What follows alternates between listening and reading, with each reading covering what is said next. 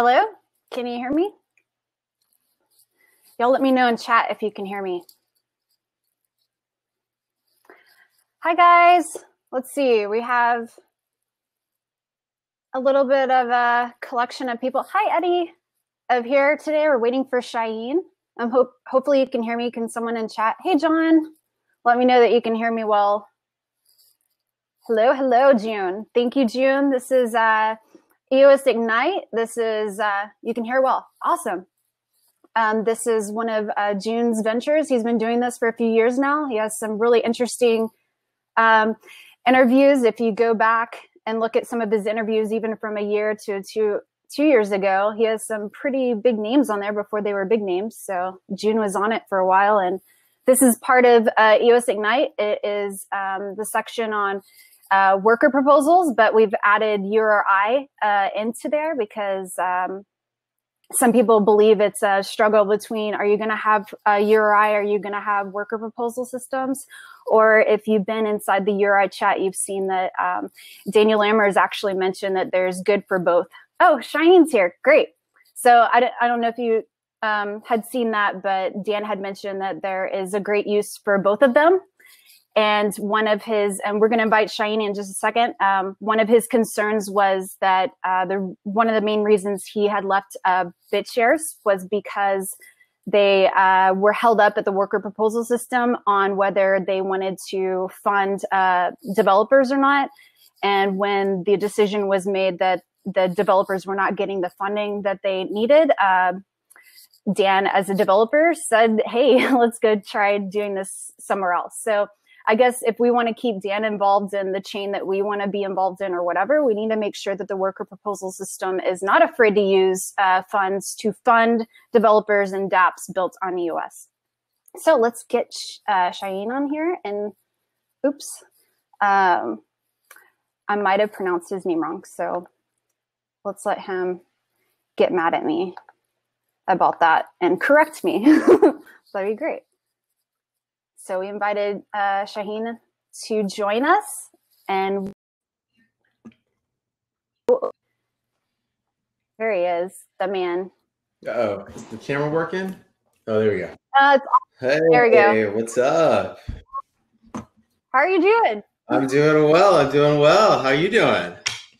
I'm doing good, man. Yeah. You got the sun still out on the West Coast. That's right. Living large in California. So yeah, my name, so just for the record, my name is pronounced Nawu. No, I'm just kidding. Shaheen or Shah. My friends call me Shah for sure. So Shah. Yeah. Okay. Awesome. Shaheen is with EOS Blocksmith. EOS Blocksmith is a BP candidate, and they have a really awesome tool. And they also you guys started the meme contest, right? We did. Yeah, we did do the meme contest. We just announced the winner yesterday for our first weekly meme contest. It was actually Zach from the Everything EOS show. Oh, really? Yeah. I think I saw it was it was a tie. It was a tie. One, right? Yeah, no. Oh, okay. The Lion King is his new one. That's his. He's already submitted for like next week. So. Okay. Yeah. Okay. So, well, is there rules on that? Like, what if you win all the meme? You can't win all the memes. I don't know. Zach is really good at it. So. He's really good. He's really good. So we might have to change the contest to the "Can you beat Zach? Can you make a better meme than Zach" contest? And so for everybody that doesn't know, one of the memes, like, I don't know if you saw it as a cover, but we used one of their memes as our cover. Shaheen might not know about that. I just saw it. You did? Yeah. Okay. I was about to say, I'll share my screen so other people, and let's go into, let's see if I can share my screen. Is it letting me? Okay. So I pulled this, here we go. Here's the meme. Can you see that? Yep. Yeah, nice. So here is the URI meme.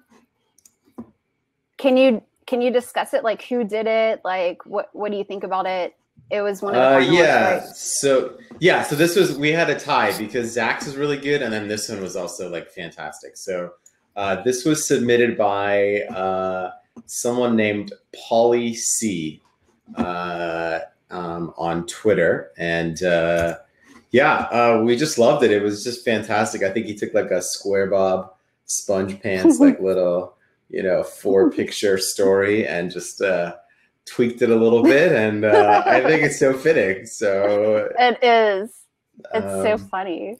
Basically kind of indicating that URI is maybe going to be one of those things that can bring the masses of people to the EOS network, to the EOS family. And a lot of people, can you send me the other finalists, Zach, in the Telegram? Because I want to share the other finalists as well, if we could. But that's what I'm trying to do right now. I'll see if I can figure it out. A lot of people seem to believe the same idea, that this is like one of the key things to mass adoption.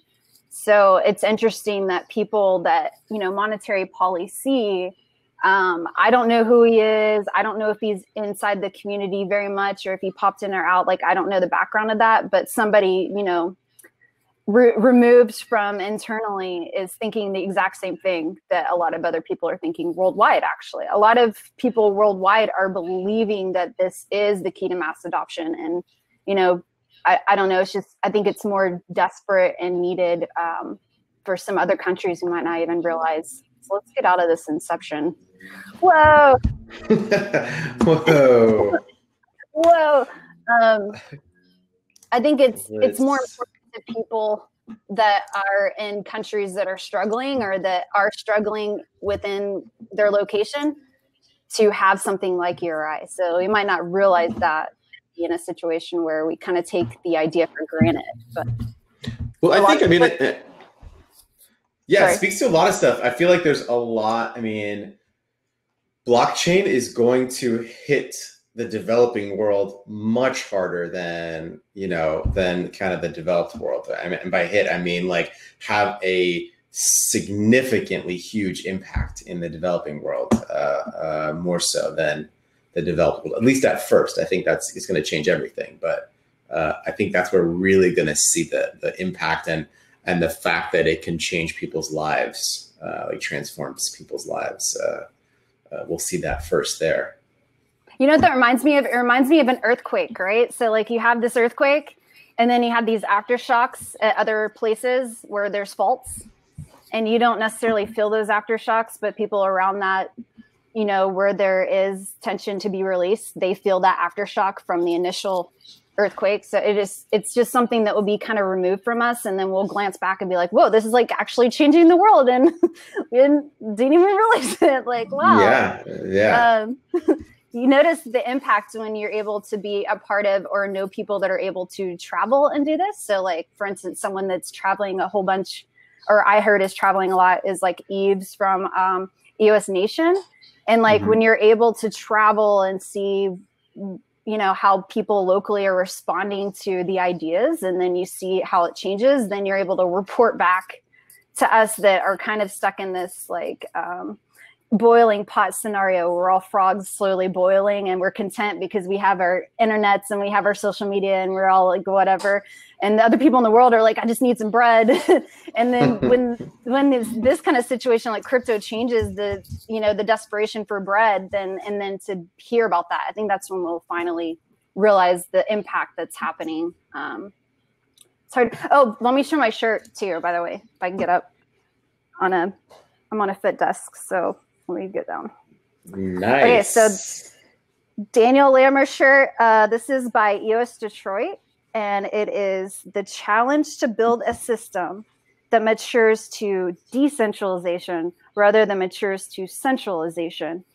And I think that's what we're facing right now is people feel like V1 is a little too centralized, but maybe they don't quite understand it completely.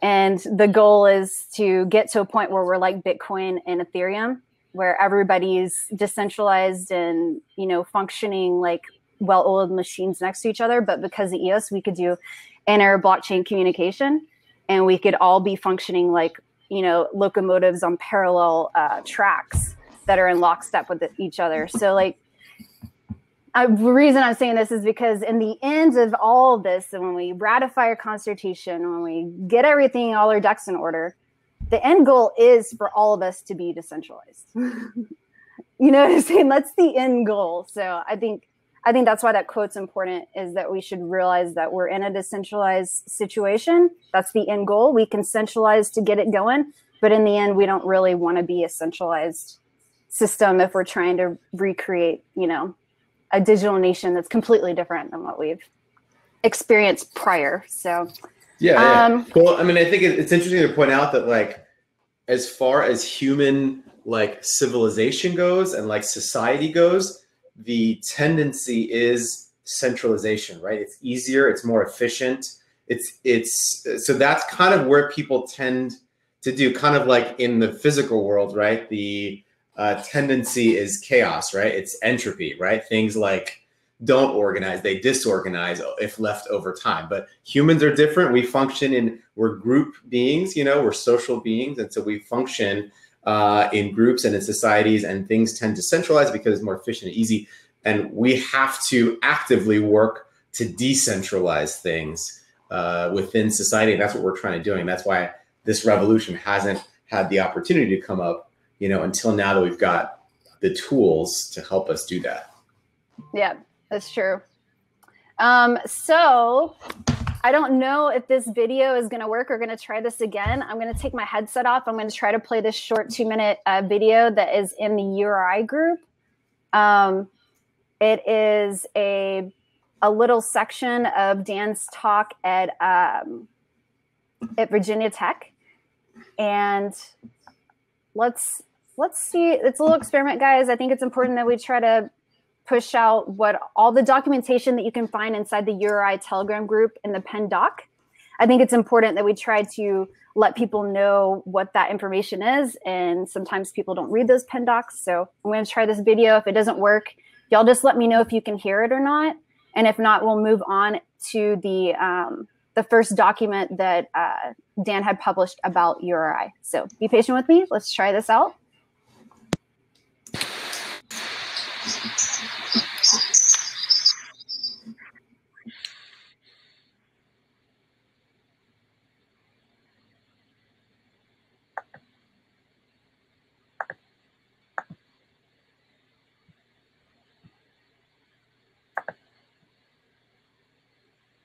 Okay. Anna's thinking hard. I like watching your eyes, so I try to do this. You're concentrating.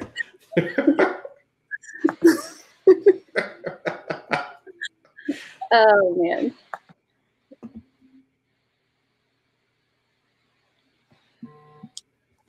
Can you hear me? I can hear you. Okay, so I didn't think the sound situation out very well, but let's see if we can. Can you see my screen? Yes. Okay, perfect. Now let me know if you can hear this. Yeah, I'll give you a thumbs up or a thumbs down. Can you like tell me yes or no, because I can't see. Sure. Yeah, I'll tell you. Okay. So you probably heard the expression, yes. This world. It's good. Taxes. If I have my way, I'd like to say that maybe I can't do anything about death, but I could probably do something about taxes, and this can be made possible through blockchains. So this is a hypothetical example of something that we could do. You use a blockchain to create and manage the currency of a country in a transparent way. You give the government a cap on monetary inflation. This would be a constitutional limit. 5% of the money supply every year is what they're allowed to spend. So if you take the U.S. as an example, you have about a 20 trillion money supply, and 5% is 1 trillion annual revenue. That's the current discretionary budget for the United States government. It can be entirely funded without any taxes. And if Bitcoin were money, the money that we're spending on electricity would be more than enough to replace all the government services if Bitcoin were to replace the dollar. Then you have all the non-discretionary spending, which is mostly Medicare and Social Security. But if you have a universal basic income where everybody receives a fixed quantity of tokens, not a guaranteed purchasing power, but a guaranteed share, you can replace all the welfare and all those systems. And now you align the government incentives with the people. the value of the currency is the government has to grow the value of the currency greater than the inflation rate, or the government spending power goes down, or purchasing power goes down, which is very different than how it is today. All told, this could save $100 billion plus a year in tax compliance and enforcement costs. Give great financial privacy. You don't have to report everything to the government. You can't avoid it. And most important for my mission, there's no need to use violence to enforce it. No more IRS audits, no more fear of not filling out the right form at the right time. These are the types of things that could be possible with blockchain technology. And that's why I'm so excited about it. Okay. So hopefully everyone could hear that fairly well. Okay. Uh-oh. Here we go again. I'm on psychedelics here. I gotta stop doing that. Okay. Can you hear me? Oh, let me unmute you. Your mic. Okay. Can you hear me now? Oh. Yeah. Okay. Yeah, that was good. We could hear it clear. Okay, good. So that's really inspirational if you think about it. But the idea you're going to replace the IRS, like, that's out there, right? But if enough people believe in it and think it's a good idea, then how can you stop it? And I think the idea behind all that is to say, hey, guess what? If you wanted liberation from the system you're in, blockchain is the technology to give you liberation. I think that's kind of what he's saying, is that we finally have the tech. If we really are down to, things like audit the Fed. The Federal Reserve is owned by some private owners, and it's never been audited, and we give them 5% of our monies and they do whatever they want with it. And if we don't, then they audit us or come shut our business down or shut our bank accounts down or drain out all our bank accounts or take us to jail and imprison us. The list goes on and on. I mean, Les Miserables. So if you do have, I guess we're in a point in history where the technology is actually there to help liberate this abusive issue that we have of being kind of controlled, and our money is supposed to be liberating and not necessarily something that enslaves you. So I think that's what's so special about cryptocurrency and Bitcoin, is that now people around the world are liberated, and now we're in the United States with all these rules and we can't play or participate, but we want to be liberated as well. So I think it's cool to reiterate the fact that we do have the tech now. It's about, are you really down for that? Are you really down to challenge how it works? And if not, in a digital nation sense, you could do it anyways, whether it's or not. So I think it's interesting. I'm trying to find a tweet. Someone sent a tweet out today that I thought was really interesting. It showed the U.S. national debt and how it was just like this, exponentially growing graph, and it was under different administrations, under Bush and then Obama and then Trump, and then it's kind of extrapolating the graph. And so, I mean, that's the kind of stuff that makes me think this shit does affect us in the developing world too, right? I mean, the developed world too, because that's an unsustainable trend, right? We know that. We saw it in 2008. I mean, that's essentially what, seemed like the, motivation behind, or the inspiration behind the, Bitcoin and the blockchain revolution is the practices, the norms of today's financial institutions and governments are not sustainable, and they're not helping, the masses of people. And that's kind of what this is all about. Yeah. So with the idea, and we'll move into the document. I know people are here because they want to hear what Dan thinks about it, and we're going to take turns reading through it. So people, whether they've read through it or not, or haven't taken the time, whatever, we're going to slowly read through it, have some thoughts, let you guys say your thoughts, or ask a question or take a poll. People will get, interactive in this if you want to. But I wanted to iterate that the idea behind URI is that we're already paying a 5% or more percent inflation on pretty much everything already in real life. that we interface with, and that 5% or that percentage goes towards the Federal Reserve or for the local government or whatever, and they do whatever they want with it. We don't really, it's kind of like you don't get a say in how that percentage is used. And what we've seen historically is that percentage is used to accumulate more debt. I don't know. Like what? So if we were to like change the rules, so in a sense of if we're playing a Monopoly game and I'm giving, everybody in the game is giving 1% of what they have to the person to their right as they play, then everyone essentially plays Monopoly forever, and there's no real losers because everyone owns something. There's people that own more and are probably better off because they got Park Place and a combination out of luck or whatever. But in the end, there's no just one winner and everyone else is a loser in that game. It just keeps going, right? So if we were to stop and think, okay, we're already being charged a percentage in real life, and that's going and creating more national or more debt somehow, and creating a divide between 1% and 99%, continually dividing that too. What if we were able to take that percent that is ours that we give and just redistribute it to everybody that wants to volunteer and be a part of that? And that's kind of what URI is that if we have property, which is EOS, and we take that, we have more people, cool. And if we take that property and we decide that we want to voluntarily be a part of, yeah, good idea, June. If we want to take that small percent and decide that we want to redistribute that to everybody that wants to volunteer to be a part of it, like, I don't know, like, what's wrong with that? People are volunteering, right? And on top of that, and within the group, Dan has mentioned a paradigm where it could be he wants to create like a nonprofit for it. So in that sense, people that have a bigger stake that might get a bigger URI, whatever, but they don't care about the URI because they don't know it.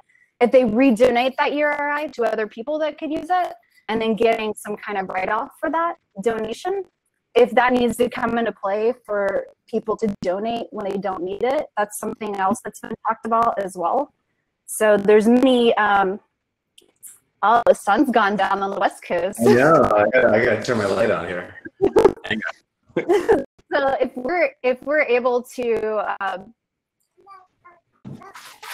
make it, sorry, I'm gonna have to get my son out of here, but if we're able to make it a voluntary system, well, you can volunteer to be a part of it or not, and then it gets redistributed, and then we see that as a use case on EOS, then that could be the use case that countries use to help liberate them in situations that they're in. For instance, like we've said it many times, Venezuela is in a bad situation right now. Can you see me or hear me right now, or is it? Your video is off. Yeah, we can hear you, but your video is off. My video's off? Okay, well, anyways, you can hear me. Yeah. You don't need to see me. Video's fine, no video, okay.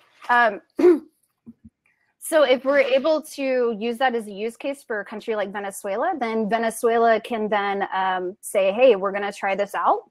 And then that's the real world case that that we're talking about, that people want to see or need to understand that it actually works. So we do need to take it in little steps, and the little steps is starting on EOS, and then the bigger step is then maybe a country tries it out because they have nothing else to go on, like they're out of options and they want to try something else. So I'm glad everyone could see that video, because that video is really important to setting this up. He's been thinking about this for a long time, apparently.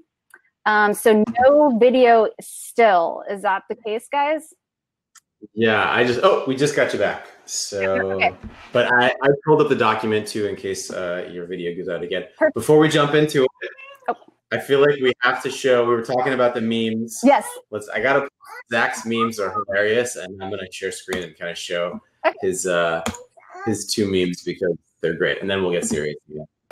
Okay, so this was the one. Can you guys see that? Which, like, let's see if can someone can't see it. Maybe it's it? full screen. Okay, let Maybe me. you guys can't.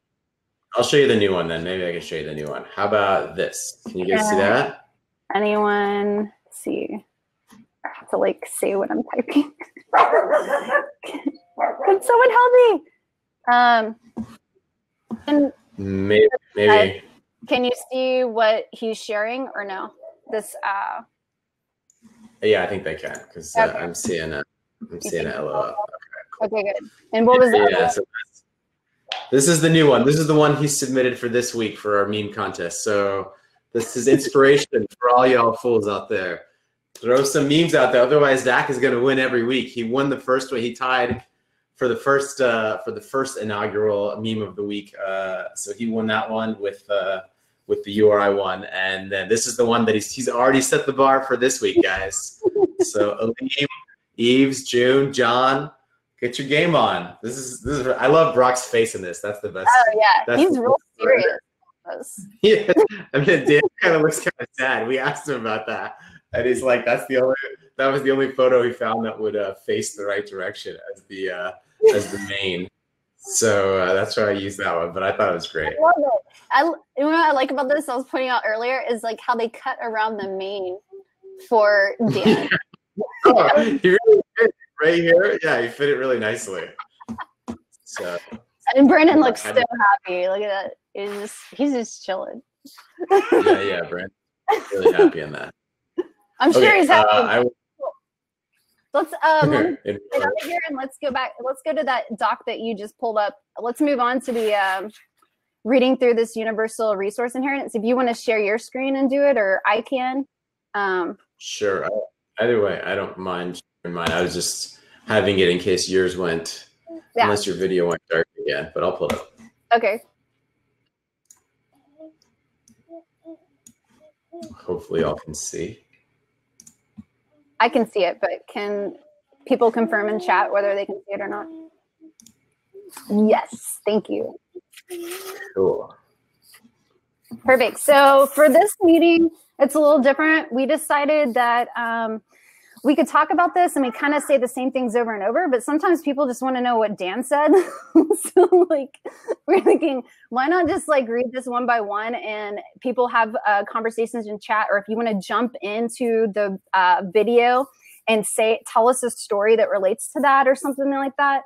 We're going to try to go through this, and the next one we'll go through his follow-up with it. That way people could just watch and hear if they're not really readers, which is really sad because you should be reading books all the time. That's the key to the key to life is to read a lot of books. So we're gonna move into the Universal Resource Inheritance by Daniel Lambert on Medium, and this is published September 16th. And we'll let Shah start. All right. Universal Resource Inheritance. I finally stumbled upon a rational, logically consistent theory of property rights that provided both the moral authority and economic viability. I asked myself a fundamental question: how do we allocate the natural resources of the universe fairly across all generations? I do 3, 3, 3. So like you do 3 paragraphs, I'll do 3 in a row. So because you like rev up, and I hate to steal that. Okay. This question is a challenge even for libertarians because it gets to the very heart of property rights. How do we determine what is yours and what is mine? Where do these rights come from? Libertarians hold that taking property without permission is an act of aggression, and from this conclude that taxation is an act of aggression. However, for it to be an act of aggression, the libertarian must first establish the basis of their claim to the property. Who owns the moon? The ocean, the land, and the air? Do Adam and Eve have eternal property right to 50% of the earth each? What I mean by this is that they get to choose which of their children get their property when they die. Their children get to decide how to divide it among their children, and so on until present day.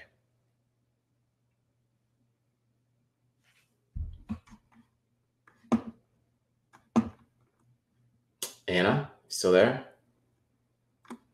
She might have run off for a second. Sorry. Okay. I was talking. Okay.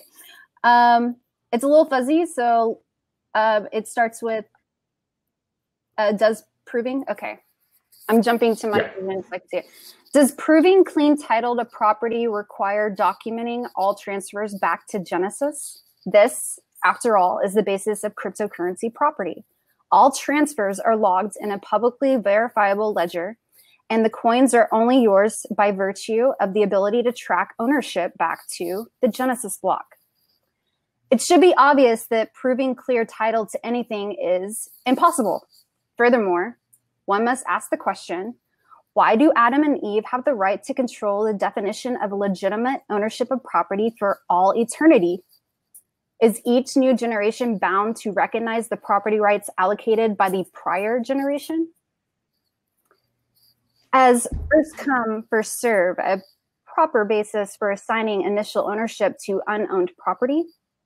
Does this generation have the right to consume all the oil in rainforests? Does this generation have the right to allocate all the mineral rights for all of eternity? So I wanted to talk about, is the new generation bound to recognize the property rights allocated by the prior generation? That kind of transcends the limits that you might have when you're born into a situation. And then because of that situation, you have a scarcity mentality. And then you don't feel like there's anything greater than what's happening right now, or this is the cards you're dealt, deal with it, or whatever. In that case, some people use that as motivation to break out into something new and do something for themselves and be different. It also has a situation in which people just feel like it's just not in the cards for them, and they continue to have this negative scarcity mindset in which they never realize their own great potential, right? So I think that the idea to think about how we can break a generational, in the spiritual means they'll say like a generational curse or something, but like a generational thing that bounds you by what your property rights were handed down prior. Like, I think the idea that we could sever that and change it for people is pretty revolutionary. I don't know. It's pretty exciting for me. Yeah. I mean, I like the idea of questioning what it means to own, to own something and to claim ownership or property. And, taking it back to Adam and Eve is a really interesting way to kind of say, do they literally, because they're the first two people, if we're assuming that if your parents own something, then you should have complete, inheritance of it, do they own literally 50% of the resources of the earth each because they were the first two people on earth? And you kind of realize when you think it through completion that is not something that makes sense, especially as we move forward. And so that's why I think this is really interesting. I mean, it's about questioning these assumptions that we make because that's how everyone else, was doing things, and it's not necessarily the right way to do things. I agree. Okay, so the next section is you with these are, Okay, yeah. These are questions that led me to consider an alternative definition of property rights. Most people have an innate sense of justice that starts as a child. We have an idea of what we consider ours. This generally includes things we touched first, things we created, or things we saw first. From this, it flows to things we bought from others.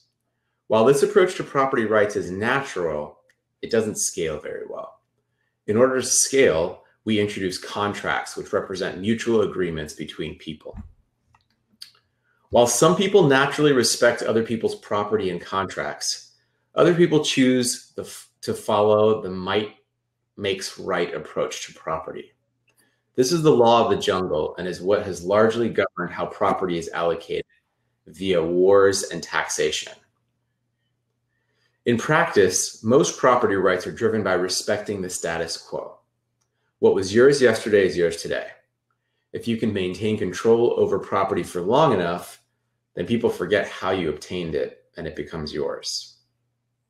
Okay, so I wanted to talk about one thing on that that really touches home for me and possibly you.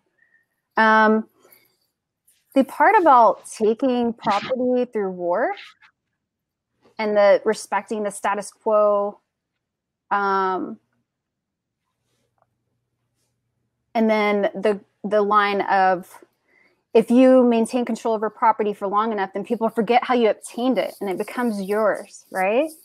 From my background, that had happened to my family. I don't know if it had happened to yours, but I would love to hear about it. But in my situation, it was far removed from me, of course, but my family was given the option to either keep what they had inherited and stay where they were for before this situation happened, or leave. You know, either they stayed there and they paid taxes and they did whatever England told them and pretty much led the people to whatever England wanted, or moved to whatever castle England wanted us to move to, or give up whatever land they wanted us to give over.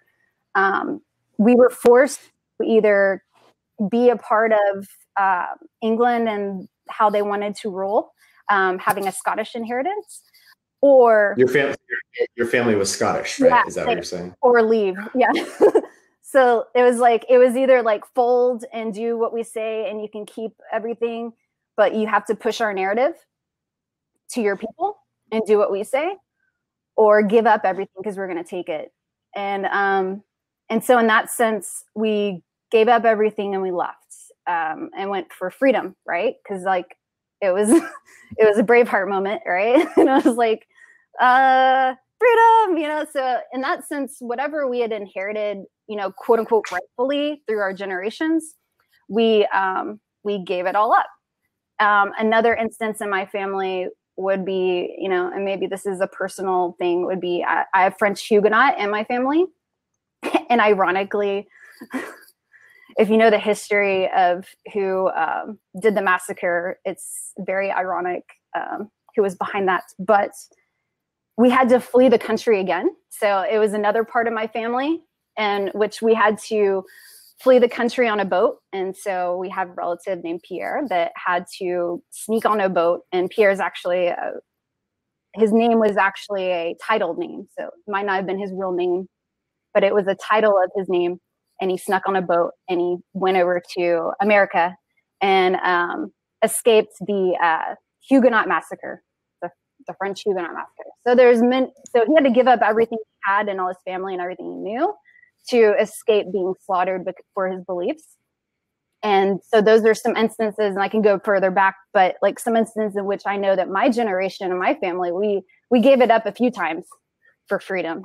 And it's sad when you think about, well, do we have the option? Like, is that really the only option we have? Like, what if that wasn't the case? You know, so questioning that is, I don't know, it's kind of personal to me because especially like with both sides of my family fought in the American Revolutionary War. So we fought really hard for the freedom, right? And so the idea that repeating pattern where people can just take your land and make you do something, and we could actually be a part of the technology that changes that system, it's really dear to my heart. So I didn't know if you had a story as well about how it would, you know, how it relates to you or not. Yeah. We spoke about this briefly, but so I'm half Black, half Persian, and my grandfather on my Persian side was a Shah was a colonel in the Shah of Iran's army. And when the Ayatollahs took over, when the revolution happened in Iran, which is like 78, 79, as always happens, the new government went straight to like essentially eradicate any remnants of the old government. And so my family fled in the middle of the night, Iran, like through the mountains to get out with what they could like take on their backs, because they were going around like executing like military officers. And so, so that's how my mom's side of the family ended up in the States. And it speaks to kind of what we're just talking about, how so much of what exists, you know, obviously they repossessed. I mean, they possessed all of our land, and we had a huge farm and lots of property in Iran, and they kind of just, you know, took it. And it speaks to what that document was talking about. A lot of what we define as like who owns what and property established property, agreements are based on these things like war and taxation and acts of violence. I think it's special that we have somebody that's trying to build a technology to make it voluntarily different instead of using violence. I think that's something special that we should be. I mean, recently I was at a Connexus conference and I was speaking on a panel, and it's heavy Ethereum, heavy Bitcoin in the crowd. And every time I talked about Dan Lammer or quoted Daniel Lammer, there's people in the crowd that are like rolling their eyes and like sighing and like getting, because it's not Vitalik or whatever. And it was just funny because at some point I was like, I know I'm going to quote him again. But if you really step back and think about who are the people that have a lot of money or power or have the knowledge to change what's happening, and how are they spending that? So like you have billionaires like Elon Musk is, creating the electric car, solar panels, reusable rockets. He's doing a lot of things to try to change what's going on, right, with his money. And what you see also with someone like Daniel Lammer is that he spends a large amount of his time trying to figure out what the world's problems are and how to solve them with technology.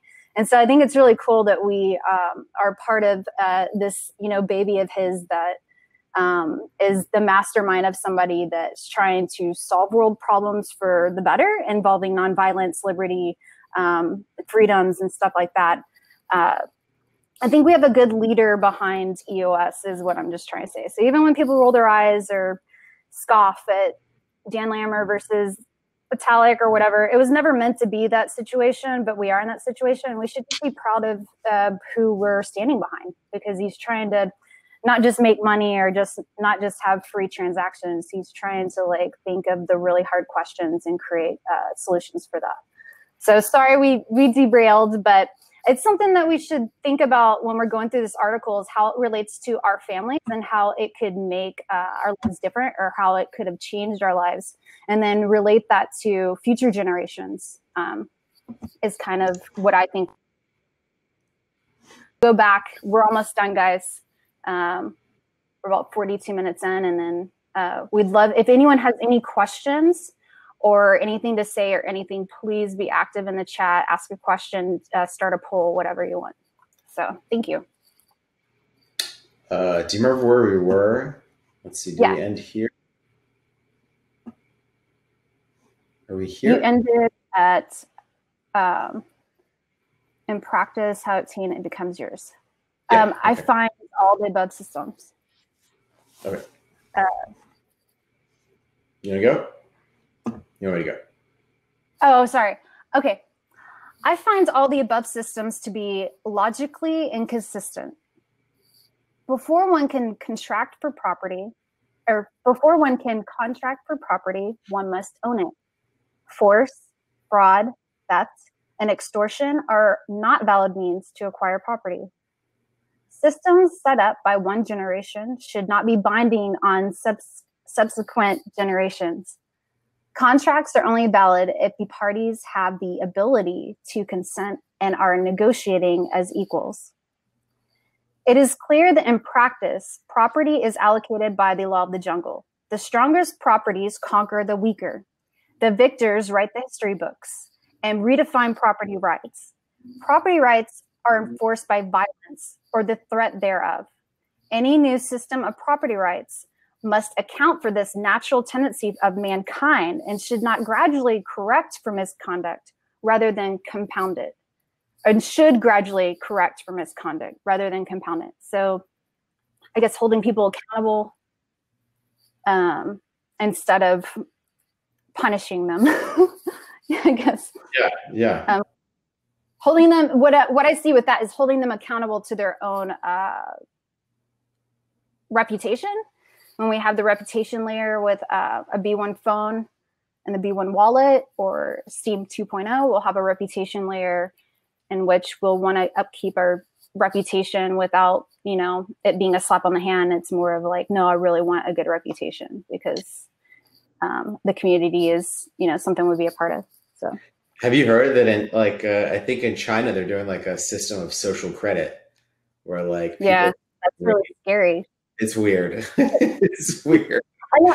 If anyone is from China on the call, we'd love to hear what you think about that. But to me, it's kind of scary because who's controlling that rating system? If you piss off the wrong person, then your rating system is going to be like -5. And you're like, how do I even change that? And you can't. And it's like, and you can't leave the country. And it's like, I think that's why that's scary, is like when you start rating people, then who is rating the people and what are the standards in which you're rating people? And then how can that be gamed? Like there's too many ways in which people could lose their own liberty and their own sense of freedom within themselves through a rating system. Like, I don't know. That's my own, if anyone has thoughts on that, it's just scary to me. Revolutionary and to some pretty scary to me. But I'm also not in that country, so I don't know what that's like. Yeah, that's a whole nother can of worms there. Oh yeah, China is. Did y'all see that China is going to push out a regulatory, or they've put out a few proposals to regulate blockchain businesses in China? Yeah, I saw that article today. I think Katie. So like, that's interesting, right? We'll see how that plays out for all the people that are in. Yeah, it's kind of. It's weird because China is one of those countries that has been trying to like embrace, blockchain technology and kind of wants to be a leader in it, but at the same time they like totally seem like they want to control it. The government, like they have been doing with all, with all of their monetary policies, right? Their fiscal controls, like they really want to have like a tight rein on their economy. So it's interesting to see how that will play out and how all these different governments are gonna, try to wrangle or regulate or get a hold of blockchain technology. It's so true. Like what you're saying, and someone in chat, AC, just said, how will Chinese BPs participate in EOS with the new rules? I think what the rules were, who are you? Where are you at? Where's your server located? Where's the data stored? We need access to the data. Those are some of the things that they'll make you have, and you have to announce that who's the owner. All these things that we're asking people to do on EOS as block producers, the country is going to make you do it within 10 days of announcing services as a blockchain company. So it's good. It's good for all the people who are like, where's your ownership thing? And blah, blah, blah, complaining, but it's not necessarily good for people in China that could get blamed for something that happens on the blockchain and their node just processes it. It's not even, you know what I'm saying? Like your node's just processing transactions and it processes the wrong transaction, a transaction in which someone's stealing something or, just whatever. And then your node's held responsible or liable for that transaction. Like that's why it's scary, because it's supposed to be, we've crossed that bridge, right? Bitcoin and Ethereum is you don't have to say who you are or where you live or where your node's at or any of that crap or your JSON file or any of that. You can just collect stuff in a dark, wherever and not even report it, right? But for block producers, we're like straight up saying, hey, this is who we are. This is where you can find us. This is who's involved. Come audit, like that's kind of what that means. That's happening is like, here's where you can find us if you want to audit us, right? And that's kind of scary for a lot of block producers. But it looks like that goodwill in which we're trying to get elected for being a good block producer and giving all that information. A lot of people in China are some sock puppet VPs or other VPs or whatever. They didn't have to disclose that information. And it could be because in their country, they're afraid because there's the social rankings and all this stuff that's happening right now. But it's like, why would I want to tell you where to find me when I'm trying to escape the situation? So they're going to have to do the same thing that we did, but with their government. And I don't know how their government's going to deal with that information, but we've already put it out there for a lot of people. Sounds like your son agrees vehemently with your position. Yeah, whatever. Yeah. He's really. No, I think there's kind of, we're seeing two. Yeah, we're digressing, but I think we're seeing two things in China out of the Chinese VPs, I should say. I think there are some that are withholding that information as far as like, disclosing their ownership and stuff to for what you just said, to kind of protect themselves from the government and exposing too much about themselves because they're not sure what that could mean to them regulatory wise. And then I think there's other ones that are just not disclosing it because of shadiness. But yeah, anyway, I think there's two cohorts there. Okay, let's go back to the document. Let me share again.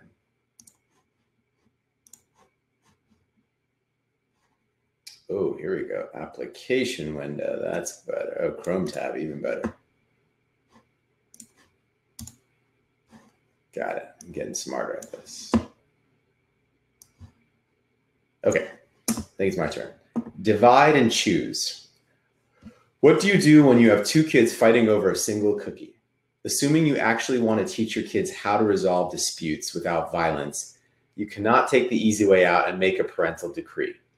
In my house, I ask one kid, divide the cookie, and let the other choose which half they would like. If they cannot decide which role, divider or chooser, they want, I suggest a coin flip. With this simple process, it is amazing to what extent the divider will go to be fair, and how much scrutiny the chooser places to determine which piece is better. I just think that's great. Now imagine that mankind had to come up with a system for allocating property rights that fully accounts for all generations. Imagine you were tasked with the job of dividing the pie between individuals in all generations, but that someone else got to decide which slice you get and which generation you were born into. Would you give the first generation the right to allocate to future generations? Would you give the victor the spoils of war? It is through pondering this question that I came up with a process for universal inheritance. I assume that each day is a new day, and each generation deserves an equal division of the unearned natural resources of the universe. I'm sorry. I think that's cool. Oh, it's great. I love the cookie analogy. It's so good. I mean, it's about, creating, it's about sharing the resources and creating equity, And you're holding people accountable because you're like, okay. So we're going to split this cookie, but you're going to cut it and I get the first piece. So it's like, oh, wait a minute. I just think that's funny because a lot of people, you don't even have to say, you better cut this in half equally. You don't have to say anything like that because you're just like, listen, dude, it's in your power, but know that I get the first pick. So being fair, just like the game theory behind everything is just, I love it. I don't know. Yeah, I think it's about aligning incentives, right? Like if you let one kid pick, divide and then pick as well, I guarantee you they're not going to be as like scrutinous, with like who gets what piece and how evenly it's going to be divided. But if you kind of create that situation where, it's in the best interest of the divider to divide it evenly and the chooser to choose, to choose. So I think that's where it just kind of, it makes the system play out the way we want to, like aligns incentives. Yeah. And here's a question from Elam or Elam. Sorry. He's going to hit me in the face next time I see him. Do you think Dan will try and implement this idea first? Elam? Okay, thanks. It's Elam. He's from EOS Nation. He's super cool, and that's how you say his name. Elam, long E. He's really funny. So his question is, how do you think Dan will try and implement his idea first? What do you think? You want to go first on that? Anyone have any feedback on that? I have some ideas, but I don't want to. Yeah. I'll stab at it. I mean, I think that it's going to be. My best guess is that it's going to be implemented in some form of like Facebook 2.0 or Steam 2.0. I think it'll be a system where you have to like have an identity pegged to it, or a unique identity, I should say. And so I don't think it's going to be like on the base layer, but I think it'll be in one of these, second layer dApps that are like, a big social dApp that you can voluntarily participate in. Yeah, I agree. I think so too. Elam, yeah, he agrees. Seems so. I agree too. I think he's going to start somewhere where he can. Sorry, I hear my dog barking violently. I'm like, what? Okay. I think that he's going to take it on. Yeah, that's right. He's going to take it on a scale that he can control, kind of. So it's not like a paradigm outside of what is the ecosystem that they're trying to create, with Block One's trying to create. And then so it would be something like on a Steam 2.0, or even something maybe even connected with Rex.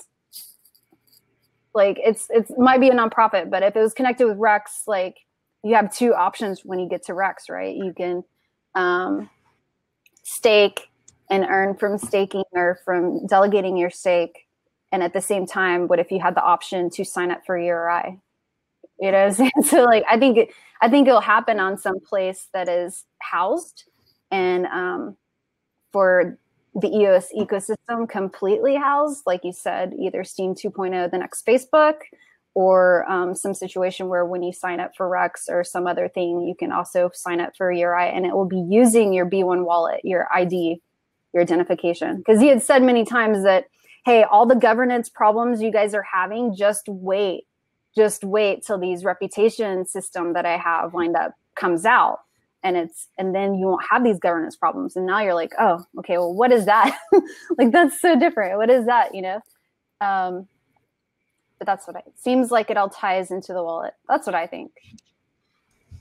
Circle still sounds good to me. Yeah, I agree.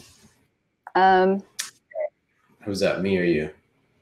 I guess I'm at the next one. Is a billionaire who acquired his riches extracting oil from the ground denies future generations those resources, and the wealth earned is passed on to his kids. All wealth is derived from the natural, unearned resources extracted in the past and traded amongst prior generations. Koch brothers. Sorry. Wow, that was like nondescript. Okay, in this perspective, it's a really interesting call. From this perspective, I propose that each person should be lent a share of the Earth's resources for the duration of a long human life. This is based upon the premise that members in one generation would never agree to give the previous generation more favorable terms, assuming all generations were represented by competent and unbiased lawyers. From this perspective, each year, some percentage of the Earth's resources should be redistributed to the current generation, such that over one lifetime, the resources or wealth is passed fairly from one generation to the next. If we assume most people live less than 100 years, then the resulting rate of inheritance should be around 5% per year. This would redistribute 99.5% of the initial wealth over 100 years. I know we keep stopping, but I just wanted to say, like, this is so on a different level, right? This is like, we're taking a digital nation thought, and now he's taking it and applying it to actual physical resources. Like, what do you think that means? That he has bigger plans outside of? What do you think? Yeah, I mean, for me, I think this is one of those things where when you are kind of on the vanguard of thinking, when you're a thought leader in some specific space, then there are ideas that occur to you that are like, that build on what you've been thinking about, that other people don't have the knowledge to access because they don't have the knowledge that you have, your expertise in your space to take some of these thoughts out to completion. And I think that's what we're seeing here with Dan Larimer, and it's kind of amazing. I think when you have been in the blockchain space for so long and you realize the power that this technology has to kind of decentralize humanity and the things that it is ultimately going to allow us to be able to do.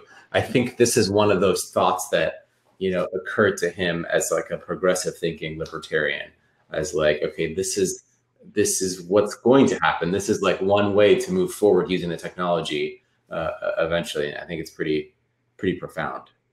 Yeah, it's like using a use case of URI as some kind of avatar for the real world experiment. So like, if that made any sense, to jump into EOS and try URI on EOS, and then it works out, then to apply that digital case study to a real life situation, and maybe even go further than just EOS into actual property and wealth. I don't know, is what I'm thinking. That's a big feat, but it's interesting to see somebody that's thinking way far into the future and trying to think out step by step right now. So sorry, we'll go back to the document, get in some numbers here.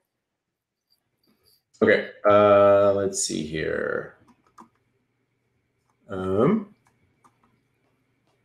My total, right? Yeah. Yeah. Total global real estate is worth about 217 trillion distributed among 7 billion people, about 1,500 per person per year.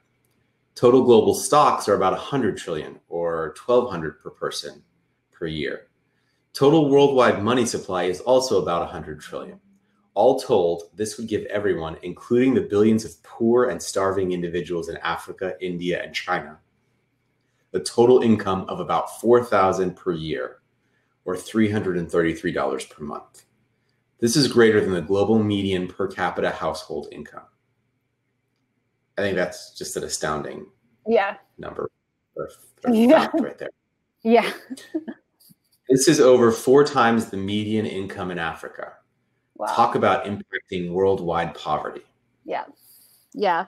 Like, can your mind even conceive? Like, yeah. Obviously, implementing such a distribution process globally is difficult and not very interesting to citizens of wealthier industrialized countries. That said, if we applied the same process to only the assets and citizens of the USA, we would arrive at a number of $15,000 per year, which would instantly place everyone above the poverty line until a new price equilibrium is reached. That's really profound as well. Yeah. The point of this process is to demonstrate that using a process derived from first principles, we can derive a basic income that is in the same ballpark as what is proposed. Furthermore, we can do so by not asking how much money is needed, quote, but by asking how much wealth is available to pass on to the next generation at 5% per year. That's smart, because if you ask how much is needed, it'll always be more and more and more and more. But if you just have a certain amount and figure it out, that's it. You know, like, we're not going in debt over this. Like, this is all you get. I don't know. You know what I mean? Yeah. Like, you open up the door for like an abyss of, we need more this year. If you don't say, hey, let's switch it to, this is how much we have, and let's go from there. To summarize this, a wealth tax of 5% per year would give everyone an income above the poverty line without violating the fairly negotiated property rights of any generation. So no one would be hurt. No one would get hurt or lose anything if we tried this percent. And keep in mind that this percent is already applied to most of everything. So, and we'll get into that soon. This wealth tax in the USA means anyone with assets less than $300,000 of value would in effect pay no tax, as their tax is equal to their income.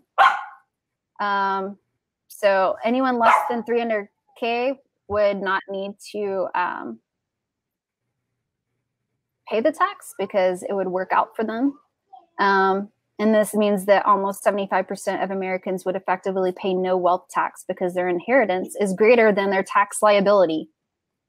Furthermore, Those with assets above 300K in value are likely earning more than 5% of passive income from those assets. Those who do not use their assets productively by earning more than 5% will slowly lose them to the next generation over the course of their life.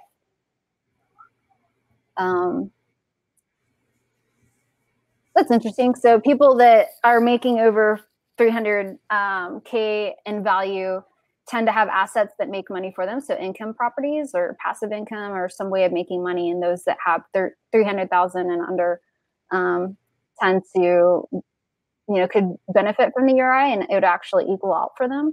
While for the ones that make over 300K, it wouldn't equal out. They would actually pay. And that's when the nonprofit idea came in mind of if you're able to incentivize people donating to the URI as like some kind of tax write-off or some kind of benefit that you use for corporations in the real world with nonprofits and tax write-offs and donations for tax write-offs for donations. To create that paradigm to get people to want to donate is something that Dan had mentioned as well. Yeah, and these numbers make sense because if you think about it, right, like in this, at least, in the States, I guess worldwide too, when you are below a certain income or I guess below a certain amount of, asset value, usually compound interest is working against you, right? You have a mortgage because your house isn't completely paid off. You have credit card debt, you have car loan debts, right? So it's usually you paying interest to someone else for the most part. And then usually if you're like above that bracket, that income bracket, or that value, the property value bracket, then you maybe own some real estate, at least, completely paid off. Maybe you got rental income or other investments, and usually compound interest is working for you, or interest is working for you in general. Yeah, I agree. All right. That was thought out. All right, let's go. Given that everyone, is that where we're at? Yeah. All right. Given that everyone would be above the poverty line, there would no longer be any need for other welfare services, means testing, etc. School tuition could easily be paid from the basic income of children. Child support orders could be eliminated. I think that's like crazy, that, that it would eliminate all that stuff. I mean, school tuition, it really would open some doors. I think there's, a lot of positive there. I think there's some like question marks in my mind when I read that, right? I'm a physician. The healthcare costs in this country are like out of control. And I feel like there's still issues with that. And I think there's ways that we can kind of revise the healthcare system, period, if there was such a system in place. Like, I don't think URI would necessarily cover that right now because I think those costs are crazy costs. But I think it would give us the freedom to develop other ways to, to do healthcare, at least in our country. And I think Canada has some of the issues that we have. And so these are the countries that figured it out a little better than the US. So it would work in those places. Yeah. Yeah, it would need a revamp. Elam, Elam said that our healthcare systems costs a result of the entire system. It would need an entire revamp. It's absurd. And we agree. We agree with you, Elam. Yep. Holding it down, grounded in truth right there. Yeah. All right. Economic efficiency. One of the most common arguments against a 5% wealth tax is that it would result in squandered resources, that people would spend it on drugs or otherwise waste it. They argue that a wealth tax would disincentivize savings and encourage consumption. While it's true that a certain percentage of the population will squander their resources, it is equally true that the wealthy also squander resources. But arguments based on efficiency are biased towards some other property rights system.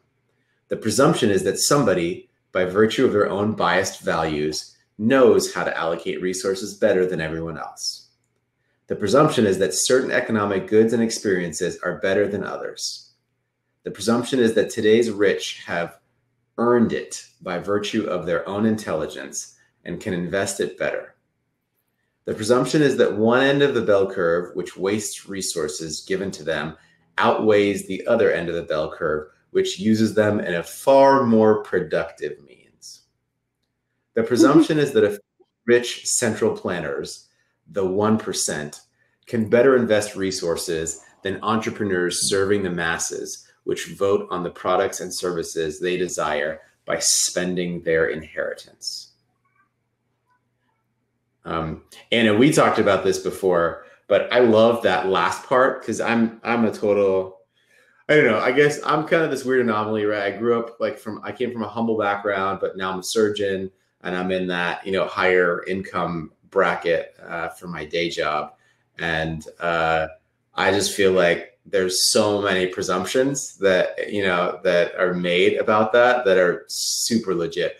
I see people that are in like the top 10% income bracket squander money all the time. Maybe honestly, I believe it a lot of times more so than people that, really have to like count their beans, if I'm saying things right. And so I believe that. I think that's all based on presumptions. And I think it's really, really insightful. That last line like says it all, right? It's like, let's give people this money and see what they buy. And that is real data, right? That will dictate the market. If they're buying spam, then spam is going to become, a like serious product. It's going to become an industry, right? Whatever it is. But that's if the masses are spending their money on it, then that's what the market is dictating. So spam pillows, spam emojis, and that's right. And also, it's kind of in the heart of being a libertarian to let people do whatever they want and see what happens. Isn't it? Yeah, I mean, it's basically like it's either let one group of the society like guess what people want and what's better for the what's the word I'm looking for the economy, or actually let the economy play out. And the latter is obviously the better choice than trying to guess what's better for the economy. Yeah. Elam said, I know some people in that high bracket that spend more than they make. Yeah. Well, it's kind of addicting, right? When money's not a worry to you and it doesn't matter and you can just do whatever you want and you just kind of keep doing whatever you want until all of a sudden you can't afford to do whatever you want anymore. I don't know. Look, man, I need that daily Swedish massage, man. I need that shit. It gets me on it. I'm ready for whatever. My whole day's set. And you're like, you don't need that. Like, yeah, I do. Okay. Is it me next? I think so. In other words, economic efficiency is a biased argument used to justify a biased status quo. It proposes certain goals are higher than other goals. It assumes that some people do not have a right to participate in influencing which goods and services are provided. So basically, he's saying, sorry, I'm trying to get through this, but he's basically saying he agrees with that biased status quo. Your kid said it like 5 times. Biased status quo. He knows. All of a sudden, the libertarians who are arguing. All of a sudden, all the libertarians who are arguing for the status quo property rights system start sounding like central planning statists who know better how to run the economy. Yeah, they know, but they're not going to let you.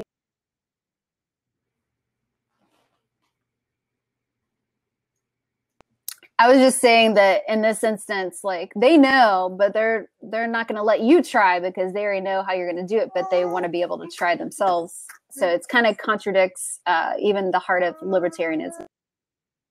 Yeah. I mean, going back to the cookie analogy, I think it's just like someone saying, hey, I'll divide it, right? And then I'll pick 2 because I know better than you. Don't worry, I'll make it fair, right? So Eddie says best line. He's going to drop it right now, I think. I dropped the best line, Eddie. Drop it, Eddie. Drop it like it's hot. I'm sure it's one hot cookie. All right, I'm gonna read the next one while he's dropping that. Need is not. Oh, he meant Dan. Yeah, exactly. Which line? The very last line of that. Yeah, write it out. Write it out. Which one? Which is the very last one? Oh, just holding libertarians accountable. All of a sudden, the libertarians who are arguing for the status quo property rights system start sounding like central planning statists who know better how to run the economy. That was the one. Exactly. Need is not a basis for property rights. Almost half of Americans support a universal basic income, but existing books on the topic approach the concept from a need-based approach. The need-based approach to UBI naturally repulses those who are against the welfare state, especially libertarians. Existing libertarian arguments in support of a UBI tend to focus on a lesser of evils justification, rather than deriving an argument from first principles. Political philosophers and economists have proposed many different implementations of UBI, almost all of which end in hyperinflation. Almost all of which will end in hyperinflation. The need-based argument for UBI creates an unsatiable economic chain of events where UBI triggers price increases, which trigger additional need-based increases to UBI.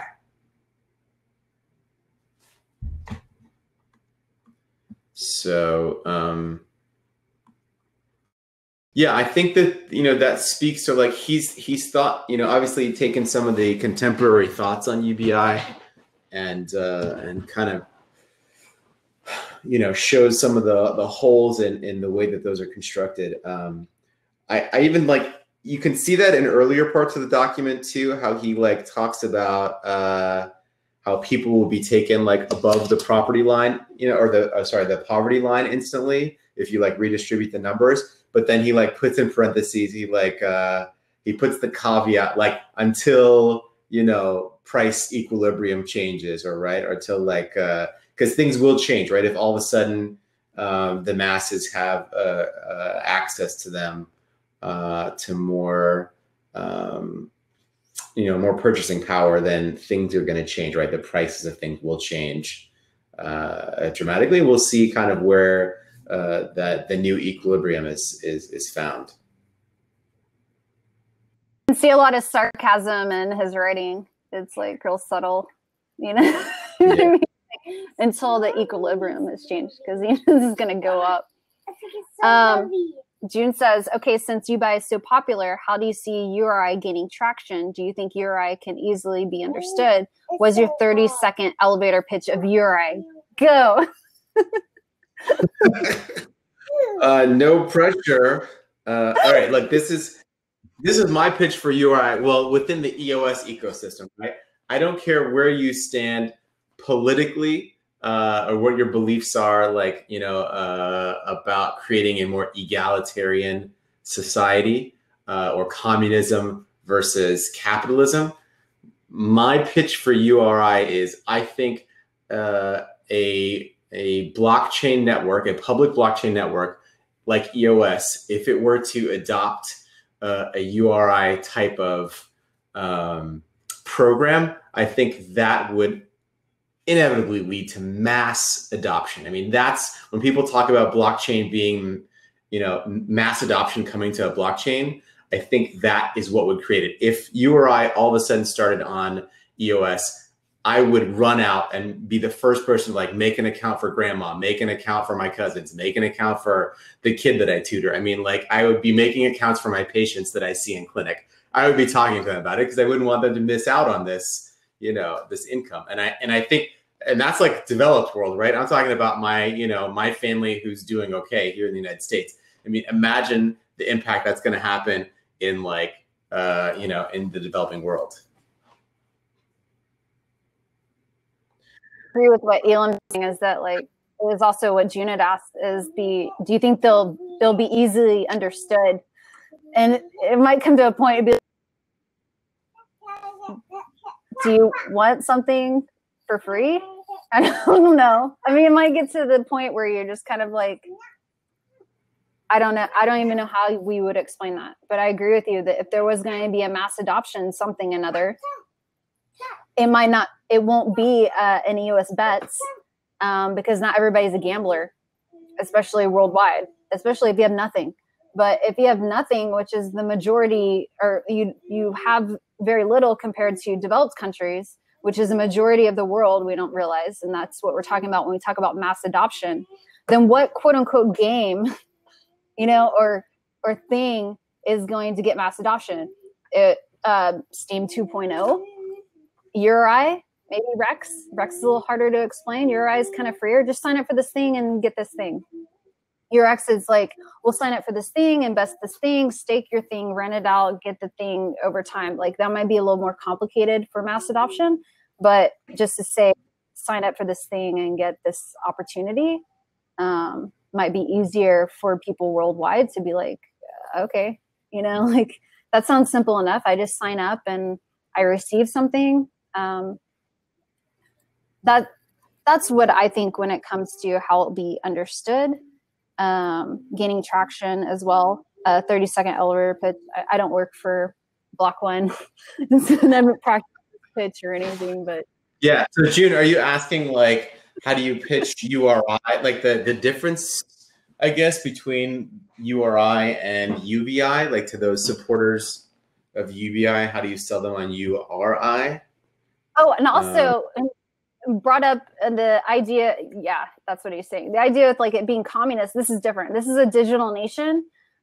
This is voluntary. This is not, there's no force involved. So the things that you fear about communism would be definitely a fear for your livelihood and life, or how your life is, being played out, or your well-being, or and your location and your opportunities. All those things kind of play as worries. When it comes to like this URI with EOS starting out, it's going to be a digital thing you volunteer for. You don't get it if you don't volunteer. So it's not anything like communism. It's not a basic income. It's a resource inheritance. It's like the resources of EOS. So we have a 5%, the 5% that could go into the worker proposal system. That 5% is sitting in the savings account waiting for to be used, and that 5% could end up being this URI, a voluntary URI system that people sign up for, and they get the 5% distributed. And if they don't like it, they don't do it. It's not like someone's going to come down your door with guns and arrest you, if or say you can't get a job, or say this or that. If anything, it's just like a little extra bonus kind of opportunity. So that was not a 30-second pitch, but that's what I think. Yeah, I don't know. I mean, that's a tough, that's a tough. It's like depends on who your audience is, right? But like I would say to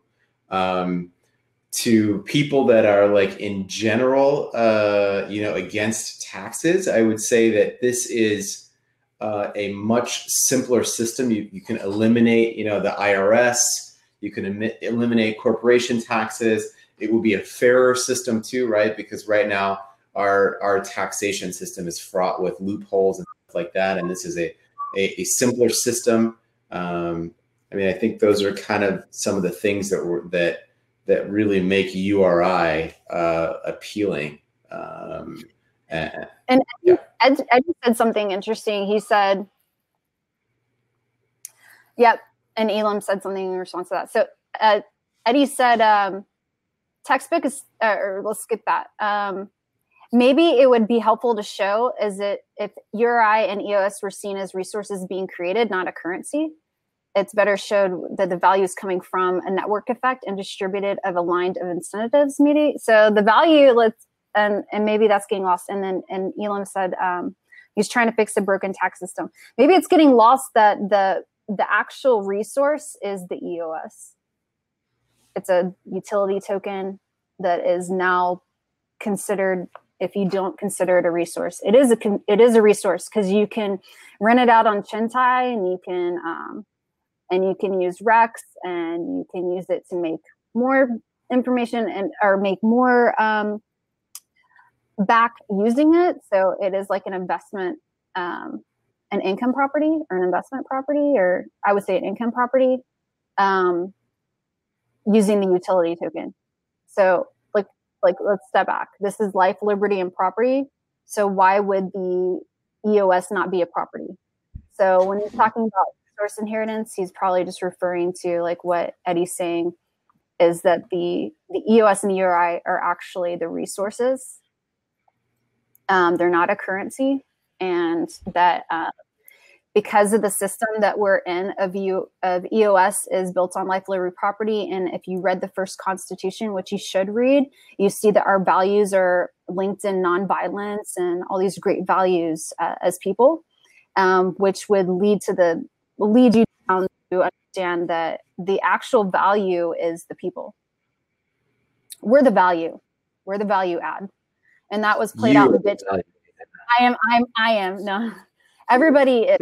And that was played out in bit shares, and that was played out in Steemit, and that's being played out in EOS in this weird petri dish experiment that we're all in. But the value is, like, for instance, like if everybody knows Fuzzy, right? With EOS talks to get EOS bits to promote something. That value add is you're spreading the word for other people to know the information, and like knowledge is power, right? So I think that's what we should understand as well, being involved in EOS, is that Dan's trying to push the value back to the people and away from the cabal of central banking systems, and back to, like, as a person, if you had URI and you didn't have to worry about the bread for the week, and you didn't have to worry about this, like say you're in Africa and you're making 4 times the amount that you used to make all of a sudden in this voluntary system with EOS on URI, what are you going to do with your life when you don't have to worry about surviving? And who are you, and what is your value add when you don't have to just fear for your life and fear for food every day? When you're given 4 times the amount you make, and then now, who are you? You know, like when you're given the freedom of a liberation through monetary gains or value where you don't have to struggle so much, who are you then? And I think that's a special opportunity for people worldwide to see what people really are made of. Like someone that might be running 2 farms, they might actually be an illustrator that can illustrate concepts and you know, would have been really helpful for Homer, you know, or something, while he's doing these one-on-one long conversations that are passed down verbally, to have written that down or to make it a visual like we do with our infographics at EOS Tribe. Like, it's just, you never know someone's potential till you give them the freedom to think about it. Like, who are you really when you don't have to worry?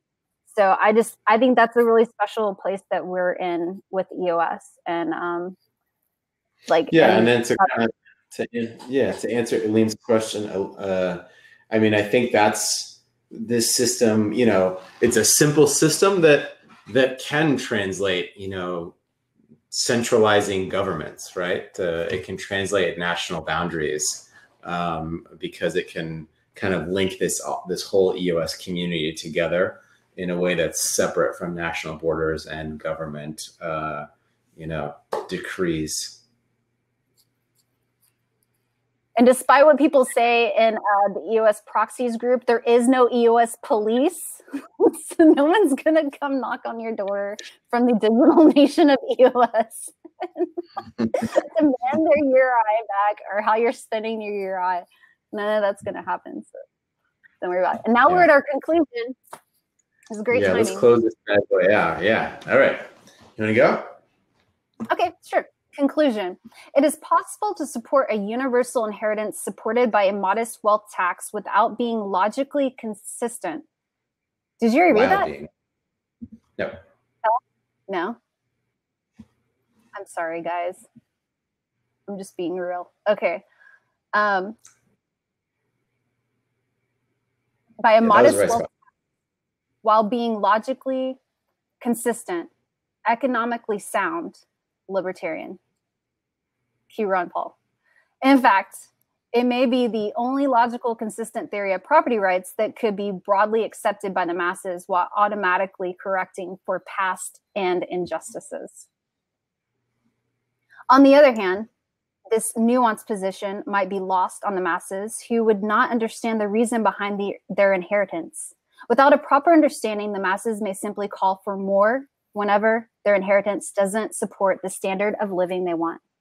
Through their own ignorance and selfish desires, the masses can quickly turn a stable economic system 5% per year into an unstable communist system that forces everyone to the lowest common denominator. Only through continuous education and affirmation from one generation to the next can a people hope to create and maintain such a system without falling victim to philosophical corruption. So this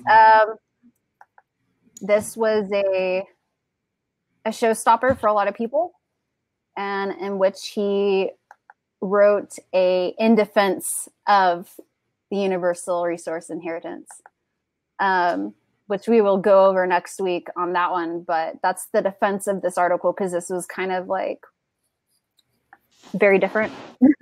Like at first, like, wait, what? This is not UBI.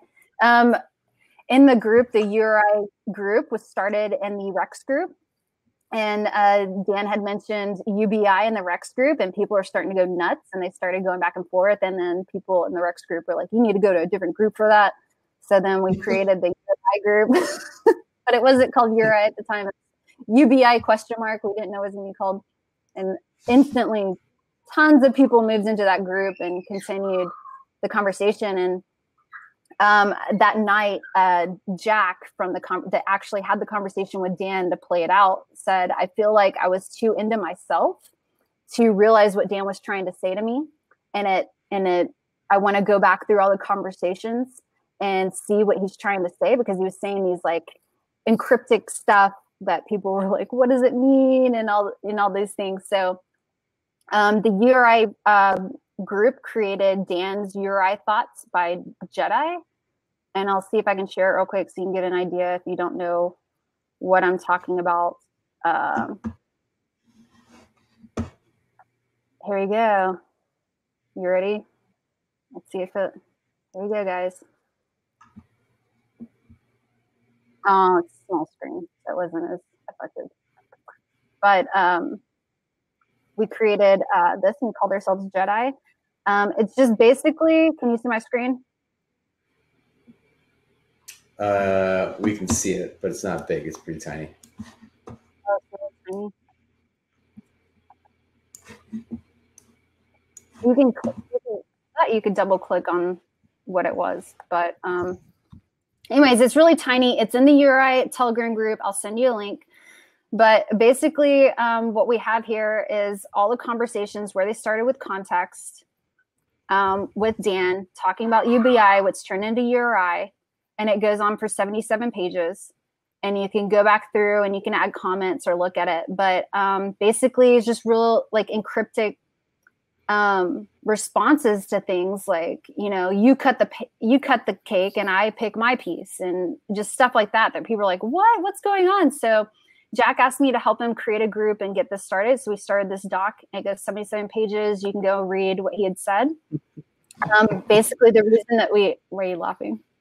I like that he says stuff in like cryptic terms. Like, Dan, what are we doing? You cut the cake and I'll pick the slice. What does this mean? He's so deep. So yeah. deep. So that's why we did that's why we did that doc. And then within that doc, we were like, I'll go over share screen and click focus button. Okay, let me try this again. That's why we created that doc, because we were like, what is he talking? Like, to be honest, what is he talking about? I'm so clueless. He said UBI, not resources, but he's talking about like oil and we're in EOS and yeah, so it says unfocused screen. Oh. Takes me back to college. I better get out of here. How flashbacks. So anyways, like pop my back wrong and flashbacks. I don't know.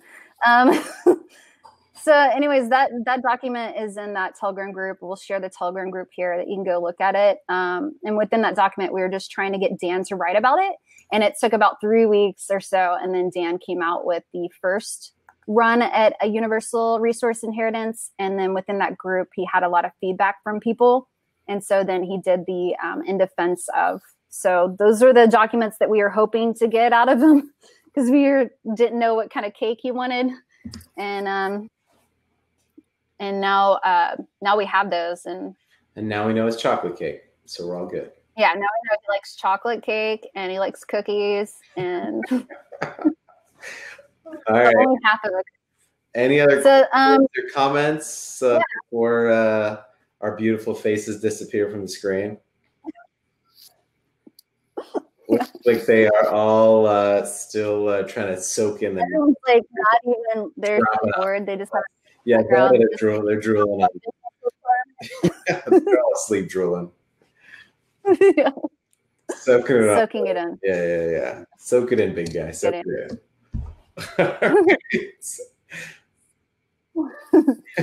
Yeah, lots of whiskey. Oh, so lucky, man. So lucky. Nice. An old fashioned would be nice. Okay, right. So. Well, thanks for joining us. We're at 1 hour and 30 minutes. We did fairly well last. I don't know if you tuned in last time, but that was a joke. It was just a joke, and it didn't happen. That was rehearsal for this time. I'm glad we got through it. We'd love to cover the second article. If you have any questions for, you want to join the meme contest, hit up Blocksmith. If you want to try out their what is it? The dashboard that you. The EOS dashboard. The dashboard. Yeah, check it out. Drop the workshop, right? The EOS Blocksmith workshop, exactly. And then if you're going to be in Dallas this weekend, EOS Tribe is doing an event. You want to tell us about that? Sure. Yeah. So I'm doing an event with Phil Mesnier. Steve Floyd's actually throwing it with EOS Dallas, EOS Tribe, EOS Rise with Phil Mesnier from OCI. OCI and EOS Tribe created EOS Rise together, eosrise.io. The first workshop was at Tulip.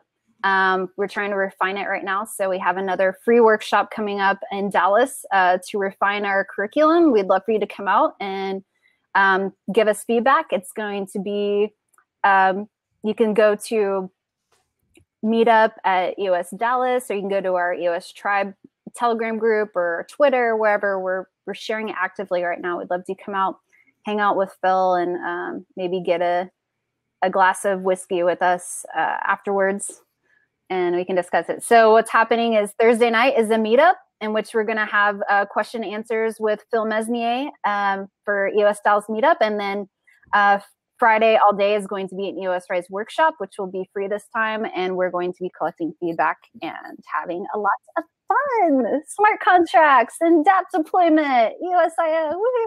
Woohoo! Yeah, it'll be great. All right. Don't forget, if this is the first time you've tuned in, that EOS Ignite is doing 3 weekly study groups. We've got one at noon on Tuesdays, 3 p.m.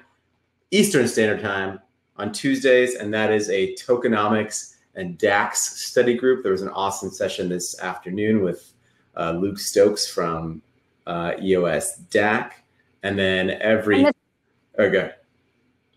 I missed it. I missed it. All right, and then every Thursday at 3 p.m. Eastern Standard Time, there is a governance study group that's put on by EOS Ignite, and Anna and I are going to try to slum it on Tuesday evenings.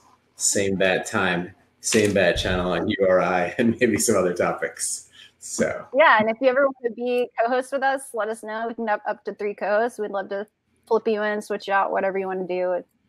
Lim talking about you. Yeah. All right. Thanks for tuning in.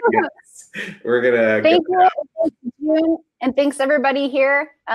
June's in the chat too, so you can thank him for allowing us to do this. Thanks everyone for tuning in. Find us on Telegram or Block or on the blockchain. Elam, are you the least in look, man. Elam's being I'm gonna give him more whiskey and put him to bed. Do very select surgeries. Basically, I'm like a booger picker for celebrities, so I could just go in here and there. Special surgeries. Today was a good day. ball it. Oh, come on. He's being very humble. He's a really great surgeon and in very high demand. So we'll end this call letting everyone know how great they are and how great everyone is. And we really appreciate it. We'll see you next week, and we'll see you in Telegram or online. So thank you. Bye-bye.